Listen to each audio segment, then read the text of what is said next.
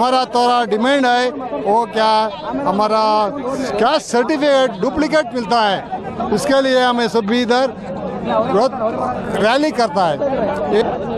ಸೌಲಭ್ಯಗಳನ್ನು ದುರುಪಯೋಗ ಪಡಿಸಿಕೊಟ್ಟಿರ್ತಕ್ಕಂಥ ಸುಳ್ಳು ಜಾತಿ ಪ್ರಮಾಣ ಪತ್ರವನ್ನು ಕೊಡ್ತಕ್ಕಂಥ ಈ ನಿಲ್ಲಿಸಬೇಕು ಹಾಗೂ ಕರ್ನಾಟಕ ರಾಜ್ಯದ 7 ನಾಯಕ ಜನಾಂಗ ಸಿಗಬೇಕಾಗಿರ್ತಕ್ಕಂಥ 7% ಮೀಸಲಾತಿಯನ್ನು ಅವಶ್ಯ ಕೊಡಬೇಕಾಗಿರ್ತಕ್ಕಂಥದ್ದು ರಾಜ್ಯ ಸರ್ಕಾರಕ್ಕೆ ಧಿಕ್ಕಾರ ಧಿಕ್ಕಾರ ಸರ್ಕಾರಕ್ಕೆ ಧಿಕ್ಕಾರ।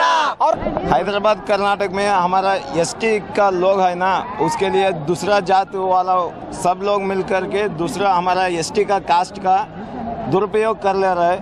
इसलिए हमारा सभी गुरु लोग भी आए हैं और सभी वाल्मीकि समुदाय का संघ लोग सभी लोगों मिलकर हम यहाँ पे स्ट्राइक कर रहे हैं।